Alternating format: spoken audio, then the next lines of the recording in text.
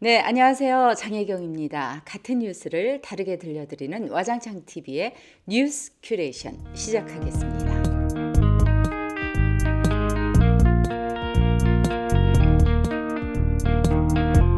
뉴스 큐레이터 조영찬 국장입니다. 안녕하세요. 예, 안녕하세요. 네. 지난 15일이었죠. 예. 강원도 삼척항 방파제에서 10m짜리 소형 북한 목선이 발견됐습니다. 예. 그런데 우리 군과 경찰은 이 목선을 주민이 발견해서 신고할 때까지 새까맣게 모르고 있었습니다. 우리의 해상과 또 해안 감시 경계망이 통째로 뚫린 것인데요. 더욱이 군은 이 허술한 관리도 모자라서 이러한 사실을 은폐까지 했습니다. 정말 엄중한 책임을 물어야 한다고 생각합니다. 북한의 선이 북방 한계선을 넘어서 남쪽으로 내려와 삼척항에 도착할 때까지 이틀 반, 거의 사흘이나 걸렸습니다. 네. 그리고 12분간 삼척 내항에서 배회했습니다. 그런데도 몰랐어요. 군에서는 작전에 실패한 지휘관은 용서해도 경기에 실패한 지휘관은 용서하지 않는다. 엄벌에 처한다는 이야기 있습니다. 네. 대한민국 남자들이 군대 가서 초병 교육을 할 때 늘 지휘관들이 하는 말입니다. 그런데도 지금 현 정부가 어떤 대북 유화 정책 때문에 군까지 나사가 풀렸다면은 이건 보통 일이 아닙니다. 네. 엄중한 정도가 아니라 엄격히 철저히 조사해서 재발 방지책을 마련하고 관련자들을 중징계 엄벌에 처해야 할 것입니다. 그런데 이 경계 실패도 문책 대상이지만 예. 저는 거짓말이 더 나쁘다고 생각을 합니다. 그렇죠. 예. 더욱이 이게 해군, 해경, 육군 이중 삼중의 방어막이 완전히 무용지물로 드러났거든요. 그러니까 이런 마당에 또 거짓말까지 뻔뻔스럽게 하고 있습니다. 근데 우리 군은 늘 이런 무슨 사건이 나면 늘 이런 식이에요. 일단은 오리발을 내밀고 그 다음에는 뭐 군사 기밀이다 어쩐다 하면서 뒤로 숨어버리는데요. 만약에 그 중에 어민 4명 중에 한 명이 탈북한 우리 이모가 서울에 산다. 핸드폰을 빌려달라. 이제 이 말을 듣고 우리 어민이 수상이 여기서 신고를 했잖아요. 이런 증인이 없었다면 또 군은 또 어떤 거짓말을 했을지. 그렇죠. 저는 또 다른 소리를 했을 겁니다. 분명히 그랬을 거예요. 저도 같은 생각인데요. 네. 처음에 당초 군은 북한 어선이 삼척항 인근에서 엔진이 고장난 지 표류한 것을 발견해서 지금 발견했다고 이야기했습니다. 그런데 하루 지나서 국방부는 어선이 부두에 정박된 채 발견됐다. 또 다른 말. 예. 그리고 해경 경비정이 어선을 애인했다 이렇게 그것도 말을 거짓말이었어요. 북한 어선이 이미 부두에 들어와 있었던 거죠. 그럼요. 그리고 군 당국은 앞서 또 목선이 움직이지 않고 해류에 떠내려다 보니까 근무자들이 구별을 하지 못했다 이야기했습니다. 하지만 물론 사실 그 레이더망이 잘 포착하기 힘들다고 해요. 네. 그렇다면은 어선이 그러면 표류한 것이 아니라 실제로는 날이 밝기를 기다려 그 삼척 외양을 기다리다가 날이 밝았어야 직접 부두로 항해해 왔다고 해요. 그런데 이제 북한에서는 그러고 이제 나중에 해경이 삼척항에 1시간 정도 머문 뒤에 해경 경비함이 동해안으로 옮겼어요. 실제적으로 이 부분이 저는 저도 장국장님하고 같은 의견이긴 한데 저는 잘못된 건 잘못됐다고 이야기해야 고치죠. 고치지 못할 자꾸 숨기면은 이 방망이 뚫린 걸 다음에 개선도 못해요. 그래서 야사당은 이제 정경도 국방장관의 사퇴까지 촉구하면서 아주 거센 비판을 쏟아내고 있는데요. 특히 한국당은 이 대한민국의 안보를 우리 어민이 지켰다면서 맹비난을 하고 있습니다. 지금. 어민이 지킨 게 맞죠. 사실 이 부분에 대해서는 국방부나 군도 할 말이 없다고 보고요. 그런데 단순히 정치 공세만 할 게 아니고요. 이번 사태를 계기로 사건 사고만 생기기만 하면은 숨기는 게 습관이 된 군의 태도를 바꿔야 합니다. 국방장관이 책임질 일 있으면 책임져야 되겠죠. 그리고 실제 정경두 장관은 20일 오전 대국민 사과문을 내고 허위 보고나 은폐가 있었다면은 철저히 조사해서 엄정 조치할 거라고 이야기했습니다. 하지만 야당의 이번 이야기도 어떻게 보면 내로남불입니다. 자유한국도 사실 할 말이 없어요. 과거 이명박 정부 때죠. 노크 기순 사건이라든가 천안함 폭침 사건 이것도 사실은 모두 군의 경계 실패로 빚어진 어떤 사건입니다. 그래서 한국당에서는 이 사건을 노크 귀순이라는 말을 쓰기를 참 두려워하고 있는데 이 노크 귀순 사건이 2012년 10월 2일 날 이 북한군 병사가 우리 군사 분계선을 넘어서 우리 군의 최전방 그 초서죠. 예. 그 막사에 유리문을 두드려서 발생한 사건인데 말이죠. 그래서 놓고 기순을 얘기하는데 뭐 야당 쪽도 그렇고 언론 쪽에서도 이번에도 해상판 놓고 기순이다 이렇게 얘기합니다.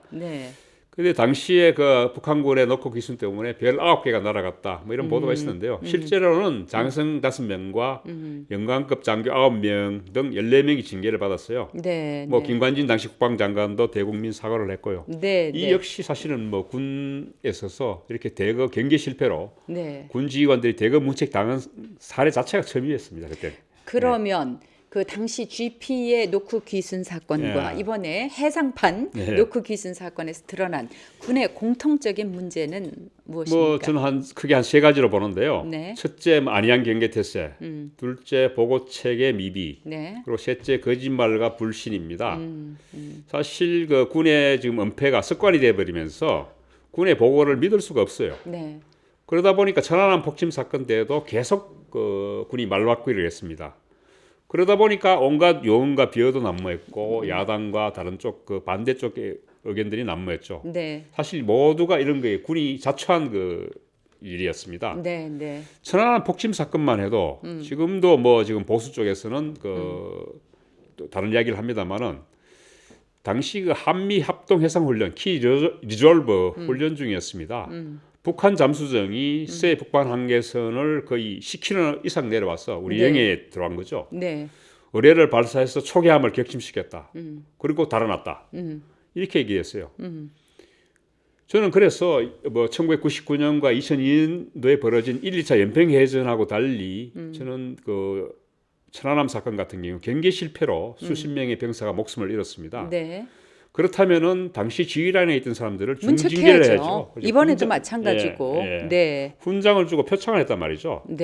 그래서 사실은 정부 발표와 군의 발표를 믿지 않는 국민들이 생겨나는 거죠. 천안함 폭침이 과연 북한 잠수정 소행이냐 지금도 의심하는 국민들이 있습니다. 그러니까 말입니다. 군이 솔직하게 모든 걸 밝혔으면은 군을 의심하지 않겠죠. 그 국방부가 발행하는 국방일보 17일자 일면 머릿 기사에 남북 평화를 지키는 것은 군사력이 아닌 대화였다라는 그 제목의 기사가 떴습니다. 이게 이제 우리 대통령께서 스웨덴 연설이었다고 하는데요. 이 국가 안보의 최후 보루인 군이 군사력이 아닌 대화로 국방을 한다고 하니까 우리 60만 국군 장병이 이 신문을 보면서 무슨 생각을 했을지 그 결과가 이번 사태로 드러난 것은 아닌지 이쯤에 우리가 한번 심각하게 고민해 봐야 할 것 같습니다. 지난 5일부터 개설한 더불어민주당 홈페이지 권리당원 자유 게시판이 요즘 정말 난리가 났습니다. 그 민주당 이해찬 대표가 그 당대표 선거 당시에 그 선거 공약이었다고 해요. 권리당원 간 소통을 강화하고 온라인 여론을 잘 수용하겠다. 이런 취지에서 게시판을 시작했다고 합니다. 아주 좋습니다. 그 취지, 개설한 취지 목표는 참 좋고 또 게시판을 통해서 이 총선의 공천 룰 같은 그런 뭐 여러 가지 의견을 수렴하고 굉장히 좋은 것 같은데 지금 딱 오픈하자마자 영 딴판으로 가고 있단 말이죠. 그렇죠. 지금 상향식 민주주의, 당내 민주주의를 하는 어떤 그런 방편으로 만들었는데 당원끼리 소통하고 공감하는 공간이 아니고 지금 이재명 경기지사를 비방하는 게시물이 뭐 거의 한 70%나 된다고 해요. 내용이 뭐 어떤 내용입니까? 거의 뭐 이 지사를 욕하는 걸로 도배되고 있는데요. 뭐 이 지사 출당을 요구하거나 뭐 당에서 말하는 원팀 뭐 이런 걸 비판하고 있어요. 그래도 그런 정도는 점잖은 편이고요. 이 지사를 뭐 조롱하는 별명인 낙지, 뭐 심지어 성적 비하 표현도 있다고 합니다. 그러면은 이 지사 쪽의 반응은 어떻습니까? 속으로는 지금 앓고 있겠지만은 표면적으로는 지금 말을 아끼고 있습니다. 게시판을 당에서 운영하는 만큼 그 내용이 어찌 됐든 간에 당에서 알아서 판단하고 관리해야 되지 않겠느냐 뭐 이런 반응입니다. 그 말은 그렇게 해도 속은 부글부글 뭐 난리가 났을 것 같고요. 그렇다면 민주당의 반응은 어떻습니까? 거의 이지사 비방글이 아마 적잖게 올라올 거라고 예상을 했던 것 같아요. 그런데 예상보다 훨씬 많은 비방글이 올라와서 완전 거의 도배를 하다시피 하니까 조금 당황하는 분위기라네요. 그리고 거의 모든 게시글이 이사 비방글로 도배될 줄은 몰랐다 이런 반응입니다. 참 이 게시판을 이제 뭐 없앨 수도 없고요. 예. 결국 이 친문 세력들의 반 이재명에 대한 표현일 텐데 예. 일단 게시판을 관리하는 당 미디어 소통국 측에서는 게시판 관리를 위해서 토론과 관련 없는 것들은 삭제한다라고 공지를 했는데 예. 이외에 뭐 당장 뚜렷한 해결 방법이 없나 뭐 보죠. 실명으로 올리게 하자 하는 네. 의견도 있었다고 하는데요. 네네. 근데 사실 뭐 별 소용이 없을 거라는 전망입니다. 그래요? 소위 말해서 극성 친문 지지자 이제 그 얘기 문파라고도 이야기합니다. 네네. 작년 지방선거를 앞두고 1만 3천 뭐 700 몇 명입니다. 2018년 5월이죠. 이 지사를 반대하는 이유. 그때 당시에는 경기지사 후보였죠. 네.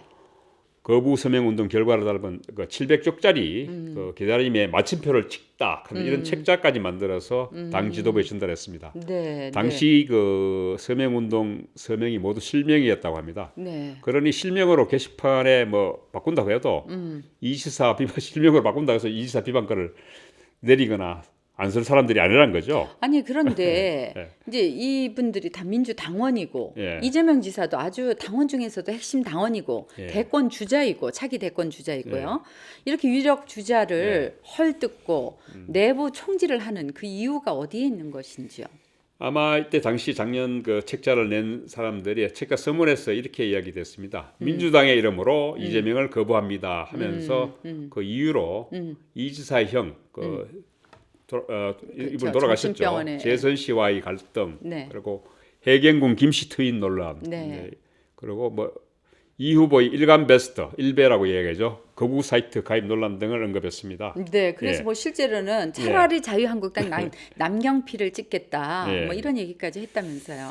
그렇죠. 지금 같은 당원이고 당 그러니까. 후보인데도 당 후보를 안 찍고 상대 후보를 찍겠다고까지 이야기할 정도니까 네, 갈등의 골이 굉장히 깊었죠. 예. 그리고 이 지사에게는 뭐 사실 이런 정도 이야기하면 이 사람들 같은 당원 동지라고 이야기할 수 없겠죠, 그렇죠? 그렇죠. 그 중에 서명자 중에서도 같이 거의 뭐 권리 당원이 거의 한 절반 가까이 돼요. 48.7%, 민주당 지지자가 한 38%, 일반 당원이 한 9.2% 정도였다고 합니다. 네, 그리고 이 사람들은 당내에서만 한 게 아니고 실제 조선일보 뭐 지난 5월 24일자에 일면에 해경군 김씨 논란과 관련한 광고를 게재하면서 이 지사를 디스했고요. 네. 경향신문과 한겨레 신문에도 일면에 유사 광고를 실었습니다.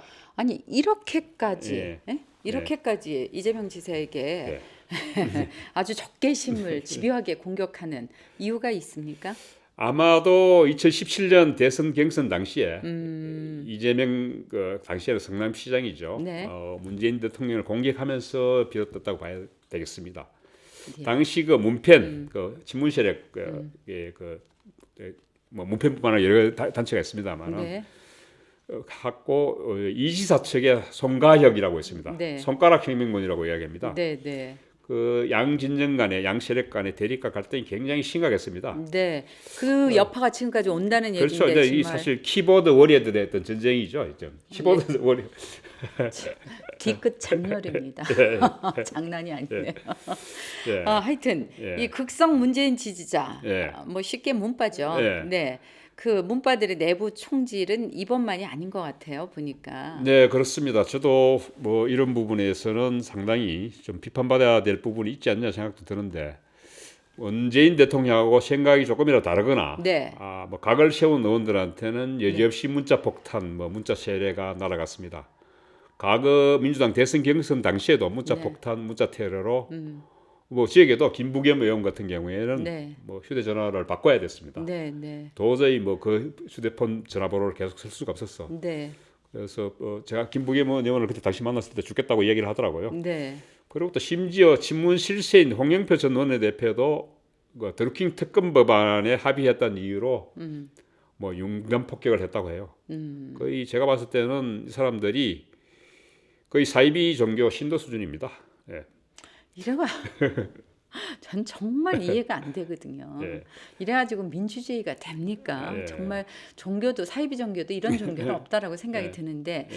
그렇지만 또 정치인에게 이렇게 열렬 지지층이 있다는 거 분명히 큰 자산이고 또 장점이 될 수도 있을 것 같은데 아니 지나치면 꼭 장점이 안 될 것도 같아요. 이거. 네, 그렇죠. 정치인한테 거대한 팬덤은 사실은 큰 뭐 정치 미천이죠. 네. 하지만 뭐든지 지나치면은 그러니까요. 않으면 뭐다 과유불급인데. 네. 하여튼 지나치면 사달이 납니다. 네. 뭐 단적인 예로 박근혜 전 대통령이 있죠. 대한애국당 태극기 부대. 콘크리트 지지층이 잘 나갈 때 30%라고 얘기했습니다. 네. 뭐, 죽었다 깨나도 안 변하는 박근혜 지지층이 30%라고 얘기했는데 네. 박 전 대통령이 이걸 과신하다가 자멸했습니다. 네. 물론 뭐 지금 대한애국당이 있지만은 뭐 열렬 지지층이죠. 근데 지금 당 지지율이 1%도 안 됩니다. 하루 아침에 날아가는 거죠. 네. 사실 극렬 지지층은 정치인에게 이게 필요 악입일 수도 있습니다. 이 뭐 잘못하면은 정치인 개인의 어떤 파멸도 초래하고 당내 민주화도 가로막고 여러 가지 부작용을 초래합니다. 네, 네. 민주당에서는 그럼 지금 한국당 말씀해 주셨는데 민주당에서는 어떤 부작용이 있습니까? 그렇죠. 당장 이재명 지사만 하더라도 지금 민주당에 뭐 많은 분들이 그렇게 이야기하죠. 민주당 내에서는 야당은 또 그렇게 않습니다만은 당의 어떤 큰 자산이고 대권 주자다. 그런데 이렇게 상처를 내서 사실 어떻게 보면 이재명 지사 같은 경우에는 앞으로 문재인 대통령하고 경쟁할 일은 다시 없죠. 네, 뭐 야당 지지자들하고 야당 그렇죠. 후보들하고 경쟁해야 되는데 그렇게 자꾸 상처를 내고 있으니까. 네. 그리고 지금 뭐 최근 검찰 개혁에 대해서도 청와대하고 다른 목소리를 낸 민주당 의원들이 있습니다. 네. 조응천 금태섭 의원입니다. 네, 네. 두 사람들도 사실 최근에 문바들의 공격을 받고 아예 입을 닫고 있습니다. 거의 당내 민주주의가 후퇴하면은 네. 고인물이 섞게 돼 있죠. 네, 네. 그렇게 되면 민주당의 어떤 앞으로의 선거, 총선, 대선에서도 상당히 불리하게 작용할 수 있습니다. 네. 뭐 대한민국이 흔들리는 것 같습니다. 참 가슴 아픈 일인데 이 한국당이 태극기 강성 친박을 비롯한 꼴통 보수들에게 휘둘리듯이 민주당도 극성 문재인 지지자들은 문바들에게 이렇게 좌지우지 된다는 얘기인데요.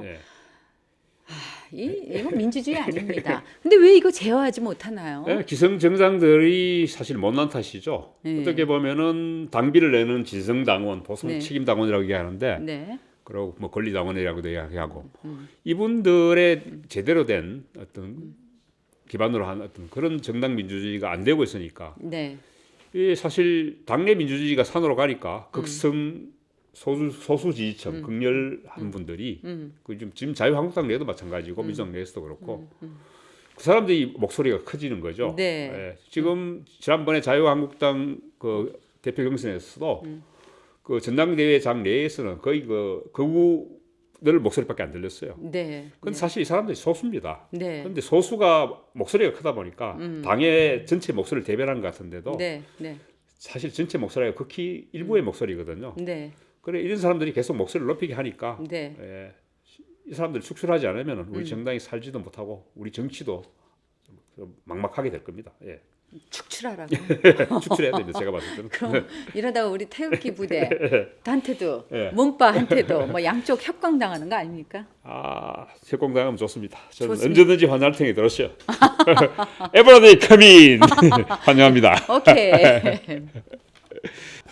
네, 이번에는 조정훈 기자와 함께했습니다. 안녕하십니까? 네, 안녕하십니까? 네, 조정훈입니다. 네, 오늘은 뭐라고 자신을 소개하시겠습니까? 네, 대한민국에 있는 지모 매체 기자 중 가장 그 보수적인 정치인인 조원진 대한애국당 대표와 가장 친한 기자다 이렇게 소개하겠습니다. 조정훈입니다. 가장 진보적인 매체의 가장 보수적인 의원과 친한 조정훈 기자. 네, 맞습니다. 그림이 그려집니까?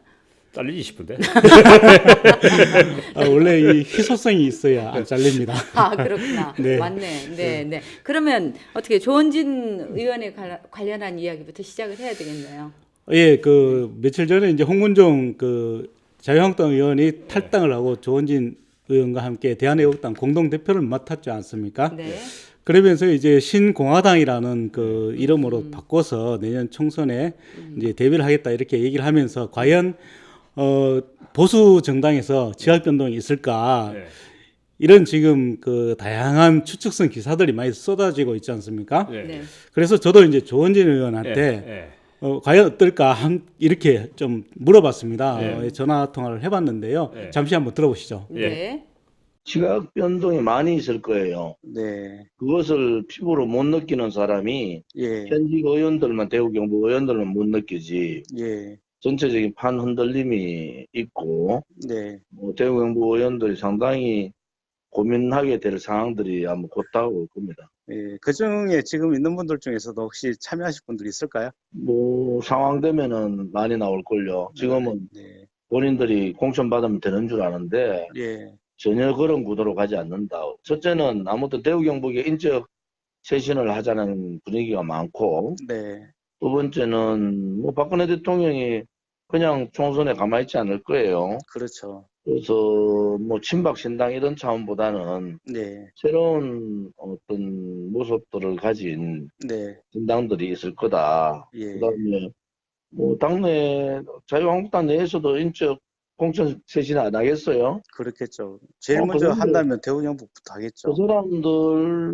뭐 별거 안 하잖아. 자기 국회의원 공천 받는 쪽으로 다 이더 지각이동할 수밖에 없지. 몰래 공천 안 받으면 이거 이제 정치 안 하겠다 할 사람이 있을까요? 아무튼 대구 경북은 셋업을 지금 하고 있습니다. 네.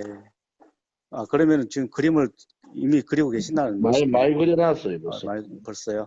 사람들까지. 지금 황교안 체제로는 예, 다음 총선을 이기기 힘들다. 네, 그런 인식들이 지금 평배해져 있고, 예, 뭐 우리는 그래 얘기했어요.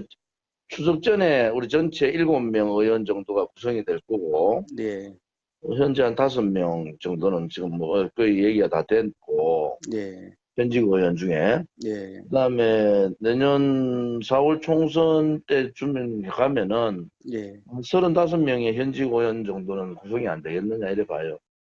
들어보셨죠? 예, 어떻습니까? 예, 예. 예. 조원진 의원은 굉장히 네. 좀 자신만만해 하지 않습니까? 이제 그러니까. 앞으로 이제 한 5명 의원 정도는 이제 음. 추석 전에 올 것이고, 음. 그리고 내년 총선까지는 35명 정도의 이제 자유한국당 의원들이 같이 결합할 것이다. 네.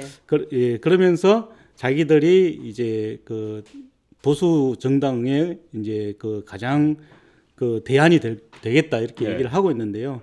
그리고 또 이제 중요한 거는 지금 TK에서 네. 가장 변화가 심할 것이다 이렇게 얘기를 하면서 과연 공천 안 주는데 그럼 정치인들 공천 안 주면 가만히 있겠느냐, 결국 우리한테 올 수밖에 없겠다 이렇게 얘기를 근데 했죠. 뭐 어떤 5명 수석 전에 5명 내년 4월까지 35명 하는 건 제가 봤을 때는 본인 희망사항 같고요.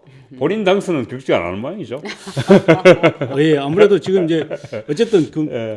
우리나라 정치가 지금 계속 어떻게 바뀔지 모르지 않습니까? 예. 지금 패스트 트랙을 통해서 이제 정계 개편도 이루어질 수 있는 상황이고 지금 내년 선거가 어떻게 될지를 모르기 때문에, 그리고 또 비례대표가 많이 늘어난다면 대한민국당으로서도 충분히 그 가능성을 보지 않을까요? 그리고 또 지금 대한애국당이 지금 1%가 안 되는 걸 알고 있는데 정당 지지율이 예. 3%는 넘어야만 한 5석 정도 비례대표가 돌아갈 거라고 얘기하더라고요. 그 정도 가능성이 있다고 보십니까?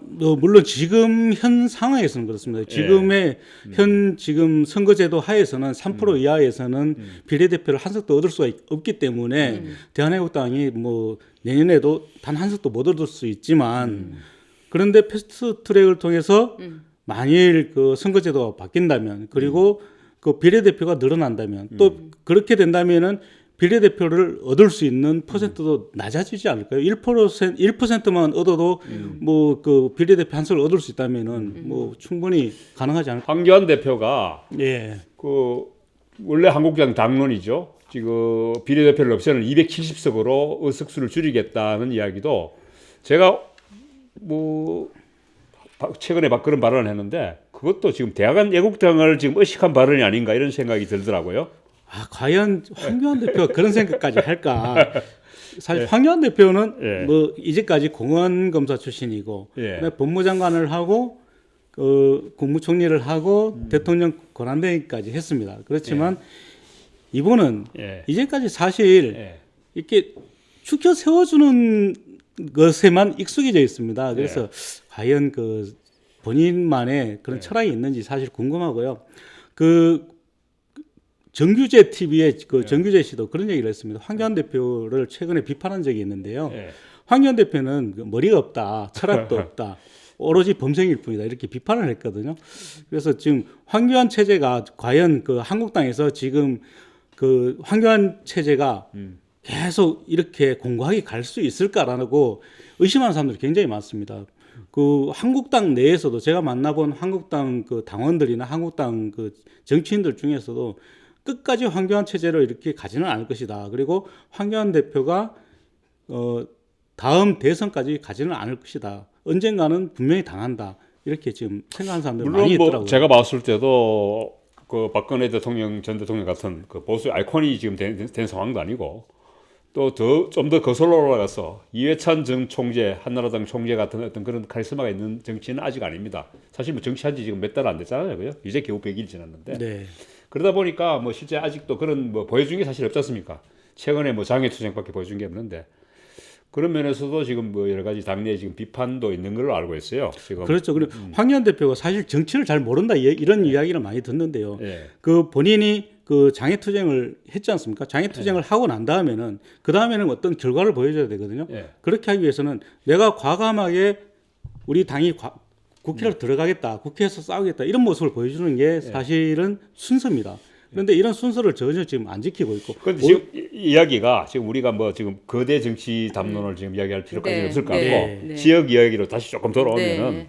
과연 지역에서는 뭐 지금 조원진 의원께서 내년 4월까지 35명 이야기했는데 조 기자가 보시기에는 지역에서 혹시 공천 탈락을 염려해서 공천을 혹시 탈락해서 이 대한애국당 신공화당이죠. 뭐 9월에 창당한다니까 신공화당으로 넘어가실 분이 한 몇 분 정도로 보십니까? 저는 한 5명 정도는 아마 넘어가지 않을까 이런 생각도 공천 하는데 탈락자가 제가 봤을 때는 공천 탈락자 5명 훨씬 안 많을 됩니까? 겁니다. 훨씬 많을 겁니다. 많은데 네. 대한애국당 넘어갈 사람은 넘어갈 수 있는 사람은 그 정도 5명 되지 않을까. 뿐이다. 예, 그렇습니다. 사실 그중에 당선 가능성은 얼마나 보세요? 아니 그 당선 가능성은 사실 잘 없다고요?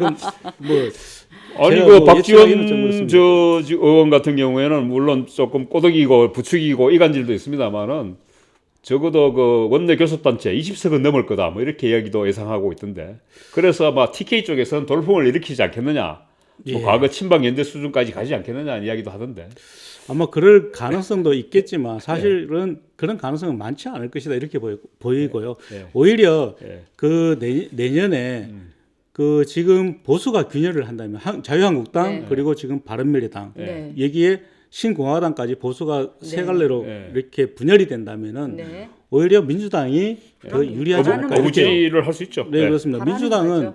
사실 지금 TK에서 민주당의 그 지지도는 공고합니다. 굉장히 공고합니다. 30% 정도는 민주당을 지지를 하고 있거든요. 그렇기 아니 근데 때문에 요새 많이 무너져. 꺼진 것 같은데.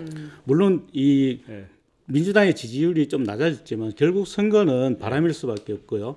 그리고 지금 문재인 대통령이 지금 계속 그 남북 그 정상회담을 지금 이야기를 하고 있고 남북 정상회담을 하려고 하고 있지 않습니까? 그리고 미국에서도 트럼프 대통령이 북미 회담을 안 할 수가 없습니다. 트럼프 대통령이 지금 재선에 성공하기 위해서는 유일하게 성공시킬 수 있는 것 중에 하나가 지금 북미 회담이고 북핵을 줄이는 게 충분히 가능하거든요. 그런데 지금까지 이야기하는 거 보니까 극보수하고 제일 친한 기자라고 하겠다. 이야기하는 거 보니까 사실 다시 또 본색을 드러냈어요. 보니까. 진보시네. 네, 네. 어쨌든 그렇게 된다면 내년에 아마 이 지금의 그 한반도 정세는 상당히 지금 어려움을 겪고 있지만 지금 분명히 한반도 정세까지는 내년 선거를 앞두고 예. 다시 좋아질 거다. 내년 선거가 지나면 또 어려워질 수도 있습니다. 그렇지만 내년 선거를 앞두고 어쨌든 현 정부에서는 그 충분히 활용을 하려고 노력을 할 것이고 거기에는 트럼프도 선거를 앞두고 있으니까. 그러니까요. 지금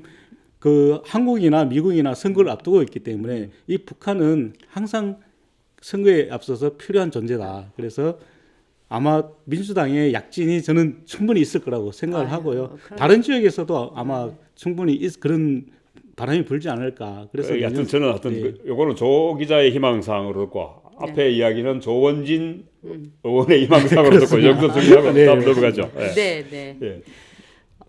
다음 소식은 또 어떤 소식입니까? 네, 다음 소식은 이제 그 손학규 바른미래당 대표가 네. 19일 날 네. 대구에 왔습니다. 대구에 왔는데요. 예. 대구에 온 이유가 뭔지 아십니까? 모르겠는데 뭐 네. 그 유승민 전 대표가 예. 지난 6월 3일이었나요? 예. 경북대학교에서 강연을 한 적이 있었습니다. 네. 예, 예. 강연을 하면서 손학규 대표에 대해서 예. 당의 정체성과 좀 다른 방향으로 가고 있다. 그래서 네. 내가 좀 비판을 했다. 이렇게 얘기를 한 적이 있었는데요. 예. 예, 거기에 대해서 이제 정작 뭐손 대표가 왔을 때 또 유승민 의원은 없었다면서요? 그렇죠. 예. 어쨌든 손 대표는 유승민 대표의 지역구 그리고 바른미래당의 본산이라고 할 수 있는 대구에서 좀 그 세를 좀 얻고 본인의 그 충분한 의도를 나타내고 가려고 왔던 것 같습니다. 예. 그런데 어쨌든 유승민 대표는 나타나지 않았고요. 네. 예, 그래서 대구에서 어쨌든 유승민 대표를 극친송 갔습니다. 손 대표가 네, 그렇습니다. 네. 그 어떻게 얘기를 했냐면은요, 유승민 대표에 대해서는 정치적 용기는 이 유승민 대표가 가지고 있는 정치적 용기는 대한민국 정치의 표상이다. 이렇게 얘기를 하기도 했고요. 네. 대한민국 정치를 새롭게 개척하는 전서다. 이렇게 얘기를 했습니다. 수식어로서는 최상의 수식을 네. 골랐었네요. 보니까. 네, 그렇습니다. 그리고 우리 당의 소중한 그 자원일 뿐 아니라 대한민국 정치의 새로운 획을 그은 분이다. 이렇게 말씀을 하셨습니다. 네, 네. 그러고 갔습니까 그냥? 네. 그러면 네, 이렇게 얘기를 했고요. 네. 그 말에 저희가 뭘까요? 뭘 원할까요? 원하고자 하는 손 대표가 원하고 유승민 대표로부터 예. 얻고자 하는 것이 무엇일까요? 사실 지금 그 바른미래당이 호남계, 호남계는 저 안철수계라고 할 수가 있는데요. 호남계와 그다음에 유승민계가 지금 분열이 되어 있습니다. 네. 분열이 돼서 계속 내분을 겪고 있는데 어쨌든 손 대표 입장에서는 그 내분을 그 봉합을 하고 내년 선거까지 가야 되는 게 이제 대표로서의 그 역할이 아닌가 이렇게 보고요. 그렇기 때문에 그 봉합을 하기 위해서 대구에 와서 유승민 대표를 좀 달래려고 하지 않았나 이렇게 보여지고요. 저는 그 손학규 대표를 보면 늘 안타까워요. 이분이 늘 타이밍, 정치는 사실 또 타이밍이라고 이야기하는데 저는 이분이 이제 뭐 연세도 이제 적지 않은 나이고 저는 적당히 이제 마무리하시고 본인의 역할은 뭐 저는 저녁 있는 삶, 네. 이 슬로건으로 저는 충분히 하지 않았느냐. 그렇습니다. 네, 저도 이제 사실 그 제 같은 경우는 늘 이제 저녁에 늦게 집에 들어가는 경우가 많은데 네. 그 손학규 대표가 예전에 저녁에 있는 삶이라는 네. 그 말을 했을 때 너무 고맙더라고요. 네. 그래서 저도 이제 이분도 네. 막 이 정도로 하고 이제는 정치의 미련을 접고 저는 다른 그 사회적 역할을 하고 원로로 남았으면 좋겠다는 생각이 듭니다. 이분에 대한 평가는 사실은 개인적인 품성이라든가 사실에 대한 부분은 뭐 그분을 취재한 많은 기자들이 좋게 평가합니다. 근데 사실 정치도 주식시장하고 똑같아서 네. 아무리 우량주라도 대중의 그 어떤 그 지지를 받지 못하면은 주가가 내려가게 돼 있지 않습니까? 제가 이미 주가를 바닥을 친 것 같은데. 그 조원진 의원은 앞에서 한 거 우량주는 아닌 것 같아요. 그러나 꾸준하게 가다 보니까 어느새 우량주가 돼 있었고 손학규 의원은 우량주는 아닌 거, 우량주는 맞는 것 같은데 어느 날 보니까 주가가 떨어진 것 같은 그런 느낌. 관리 종목이 들어갔죠 이미. 네, 네. 비교가 되네요. 두 네. 분이. 네, 주식 네. 얘기를 하니까 네. 이제 또 새로운 얘기를 좀 바꿔야 되겠습니다. 네, 네. 예, 그 대구의 청년 워런 버핏 이래서 굉장히 유명한 사람이 있었습니다. 그 경북대 출신 박철상 씨라고 네. 올해 나이가 35살인가요? 33살이네요. 아, 35살인데 네. 이분이 그 기부로 유명하신 분이죠. 그렇죠. 청년 워런 버핏이었으니까 네. 이 주식 투자의 귀재다. 그리고 그 주식 투자를 통해서 번 돈으로 자기가 그 사익을 취하지 않고 기부를 많이 한다 이렇게 해서 굉장히 기부왕. 많이 알려졌었죠. 기부왕으로. 네. 그런데 이분이 지금 교도소가 있습니다. 지금 현재. 네, 그렇습니다. 그뭐 제목이 뭐였던가요? 특정경제가중처벌법 사기죄죠. 특가법 예. 사기구나. 사기입니다. 특가법은 굉장히 그 센 법인데요. 예, 그렇습니다. 처벌법이. 예, 그렇습니다. 처음에 이분이 사실은 이제 대학을 다니면서 그 주식 투자를 조금 하신 거는 맞아요. 주식 투자를 하면서 돈을 좀 벌었는데 그래서 그 처음 2013년도인가요? 그때 1,500만 원을 처음에 경북대 기부를 했습니다. 그때 젊은 나이에. 네, 그렇습니다. 대학을 아직 20대였는데. 그렇죠. 대학을 다니면서 네, 네. 보통 대학생이 자기 학교에 돈을 기부한다는 건 굉장히 쉬운 일이 아니잖아요. 이런 사례는 아마 거의 찾아보기 어려운데. 뉴스감이죠. 예. 그렇죠. 그래서 이분은 이 2017년도 이때 많이 언론에 나왔습니다. 그 주식 투자를 많이 해서 돈을 많이 벌었다. 그래서 경북대뿐만 아니라 그 어려운데 여러 군데 기부를 많이 했죠. 네. 뭐 한국 그 사회복지 공동 모금에도 기부를 했었고 또 사회단체 또 그 호남에 있는 모 대학교에도 기부를 하기도 하고 이렇게 해서 기부를 상당히 많이 했습니다. 했는데. 예. 그런데 2018년도에 네. 어느 그 주식 투자자가 네. 박철상 씨는 본인이 그 주식을 해서 돈을 많이 벌었다고 하는데 그렇게 해서 주식을 해서 돈을 벌기는 쉽지 않다. 그래서 그 벌었는 그 돈을 뭐 투자 벌었다는 종목을 분석했다든가 뭐 그런. 네, 그렇죠. 들리는데. 그래서 예. 통장을 공개를 해라. 이렇게 요구를 했죠. 통장을 공개해서 만일 박철상 씨가 그 돈을 벌었다면 내가 가진 뭐 돈을 얼마를 주겠다. 이렇게 했는데 이제 박철상 씨가 통장 공개를 못 했죠. 그러면서 이제 사기다. 이렇게 이제 나중에 이제 알려지면서 검찰이 그러면 인지 수사를 한 건가요? 검찰이 인지 수사를 한 게 아니고 이제 사기다라는 뭐 게 고소 이제 고발을 한 건가요? 알려지면서 이제 박철상 씨에게 그 투자를 하라고 이제 돈을 투자금을 맡긴 분들이 이제 고소를 하게 됩니다. 예. 이 박철상 씨가 약 35억 정도를 그 투자금을 모았다고 하는데요. 그 중에서 한 15억 정도는 이제 그 기부를 하는데 돈을 썼다고 하더라고요. 그리고 나머지는 이제 본인이 그 돈을 벌지를 못하니까 돌려막기를 한 것 같습니다. 그렇게 하면서 이제 버텼는데 결국은 이 사기 행각이 드러나면서 이제 지금 경찰에 구속돼 있고요. 예, 지금 화원에 가 있습니까 그러면? 예, 그렇습니다. 그래서 어쨌든 그 지난 그 17일 날 검찰 1차 고형이 있었습니다. 1차 고형에서 징역 10년을 구형을 했는데 10년씩이나. 예, 이제 박철상 씨는 어쨌든 자기 그 죄를 모두 다 그 시인을 하고 그 자기가 자기한테 투자를 했던 그런 분들에게 용서를 구한다 이렇게 얘기를 했고 네. 또 지금은 이제 돈이 없지만 앞으로 내가 돈을 벌어서 갚겠다. 예, 한 10억 정도는 갚았다고 하더라고요. 예, 10억 정도는 갚았는데 그러면 그 횡령한 사기 액수가 얼마나 되는가요 그러면? 전체 못 지금 갚은 액수겠죠? 못 갚은 액수가 한 10억 정도 아마 되는 것 같습니다. 그러면 기부한 액수가 10억이 넘지 않나요? 예, 그 15억 정도 되고요. 근데 이제 그 기부도 투자를 받기 위한 하나의 수단으로 사용된 그렇죠. 것이 아닌가 예. 하는 생각이 처음부터 그랬겠습니까마는 네, 좀 그렇죠. 안타깝네요. 근데 이제 원래 이게 모든 사기가 그렇습니다. 처음부터 사기를 치려고 하는 사람은 드물고요. 예. 대부분 잘 안 돼서 사기가 되죠. 그렇죠. 근데 이제 저도 이제 박철상 씨를 여러 번 만나봤습니다. 여러 번 그래요? 만나봤는데 네. 이분이 굉장히 미남이고 굉장히 얼굴이 서글서글하고 선량하게 생겼어요. 예. 이분이 자기가 그 의도적으로 사기를 치려고 그렇게 이렇게 나쁜 생각을 가진 사람은 아닌 것 같은데 사실 박철상을 이렇게 만든 것은 결국 언론이 아니었나 이렇게 생각을 하거든요. 그래요? 언론에서 너무 띄워줬고, 예, 뭐 청년 기부왕, 뭐 청년 어른 버핏 이렇게 이제 너무 띄워줬었고, 네. 거기에 이제 본인도 모르게 이제 언론에 점점 이제 과다하게 빠져들겠죠. 노출되면서 자기를 또 과대 포장한 그런 그렇죠. 느낌이 과대 있네요. 포장한 것도 있고 이분이 예. 이제 그 기부를 많이 한다고 알려지니까 또 여기저기서 여기저기서 손을 벌린 데도 많았고요. 그런데 이제 정작 그 박철상 씨가 지금 교도소에 가 있으니까 아무도 안 오지 쳐다보지 뭐. 않는 거죠. 뭐 네. 아무튼 좋은 일은 옳은 소리 하는 것을 왼손이 모르게 조용히 했으면 더욱더 좋은 효과가 있었을 텐데 좀 그렇죠. 아쉽네요. 네. 네, 네. 그러면 박철상 씨 소식은 여기까지 듣도록 하겠습니다.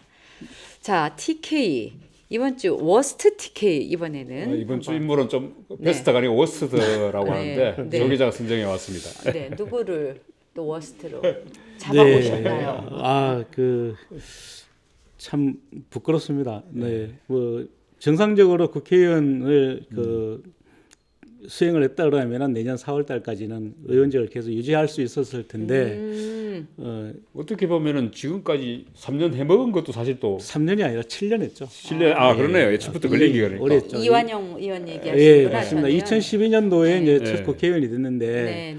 그때 당시에 이제 국회의원에 나서면서 본인이 이제 그 돈이 많지가 않았나 봅니다. 그러다 보니까 이제 그 성주군 의원에게 이제 돈을 빌리게 되는데요. 김명석 당시 성주군 의원에게 2억 4,800만 원을 빌리게 됩니다. 2억 4,800만 원을 빌렸는데 이번이 국회의원 되면 갚아줄게 했는데 국회의원 되니까 이제 입을 닦았습니다. 생각이 달라진 거죠.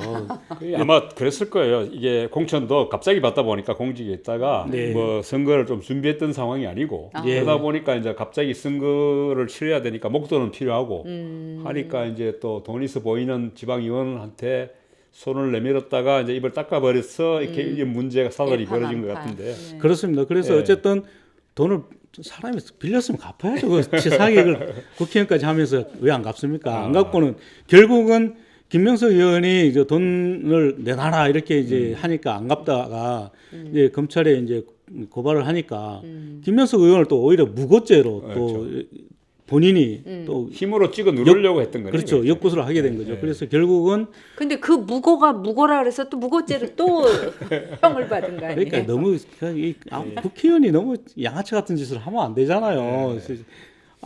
솔직히 시장에서 이제 그 콩나물 하나 파는 그 할머니들도 그렇게 거짓말은 안 하는데. 상도가 없는 거죠. 네.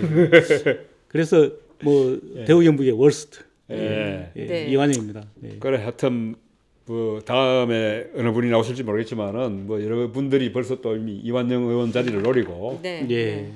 하마평이 무성하던데 다음에는 좀 더 그러니까. 나으신 분을 한국당에서도 공천하시기 바랍니다. 네. 네. 썩은 곳에는 구더기가 이렇게 모이게 됩니다. 그 제발 구더기가. 썩지 않은 곳에 네.